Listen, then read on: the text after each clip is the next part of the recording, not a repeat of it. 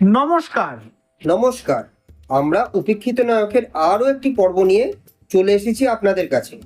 আজ আমরা আলোচনা করব এমন এক ব্যক্তি সম্বন্ধে যিনি একাধারে ছিলেন একজন ভারতীয় বিজ্ঞানী, অন্যদিকে ছিলেন একজন পরিসংখ্যানবিদ।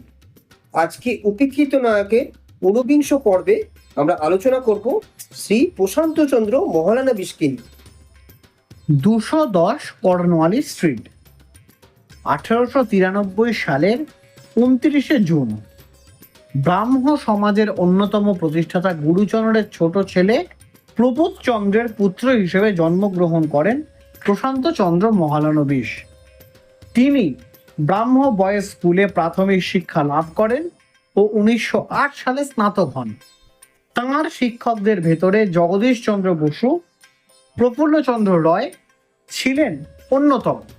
1913 সালে তিনি লন্ডন বিশ্ববিদ্যালয়ে যোগদানের জন্য ইংল্যান্ড চলে যান। এরপর তিনি বিখ্যাত গণিতবিদ রামানুজনের সাথে আলাপ করেছিলেন। পদার্থবিজ্ঞানের ত্রিবর্ষের পরে ক্যাভেন্ডিশ বিশ্ববিদ্যালয়ে কাজ করেন। তিনি সাময়িক বিরতি নিয়ে ভারতে আসলেও ইংল্যান্ডে ফিরে তাঁর বায়োমেট্রিক্যাল জার্নালের সাথে পরিচয় হয়।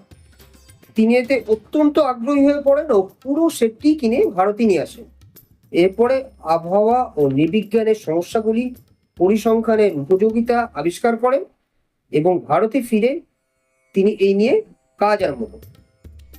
তারপর ঘটে যায় সব থেকে উল্লেখযোগ্য ঘটনা। তিনি পরিসংখ্যান আবিষ্কারের পাশাপাশি প্রমথনাথ ব্যানার্জি, নিখিল রঞ্জন সেন ও আর.এন. মুখার্জির সাথে মিলে বরানগরে 28শে এপ্রিল 1932 ইন্ডিয়ান স্ট্যাটিস্টিক্যাল ইনস্টিটিউট প্রতিষ্ঠা করেন, যা আজও সদর্পে পরিসংখ্যান নিয়ে যারা কাজ করতে চান তাদের কাছে মন্দিরের মতো বিরাজমান হয়ে রয়েছে। এছাড়াও একাধিক মাত্রার উপর ভিত্তি করে একটি বিন্দু কতটা বিভক্ত হতে পারে তা খুঁজে পাওয়ার জন্যে মহলানবিশ দূরত্ব হলো এক বহুল ব্যবহৃত ম্যাট্রিক। তিনি বহুপাতিক দূরত্ব পরিমাপ করে জনসংখ্যার তুলনা এবং গ্রুপিংয়ের উপায়ও আবিষ্কার করেন। এছাড়াও 1950-এ ভারতে প্রথম কম্পিউটার আনার ক্ষেত্রেও তার অবদান ছিল অনস্বীকার্য।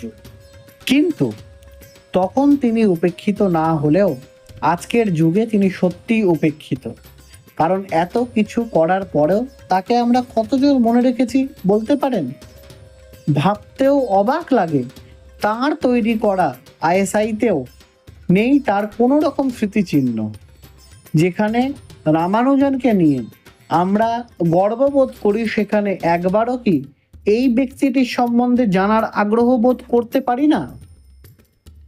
ভেবে দেখবেন। নমস্কার। নমস্কার।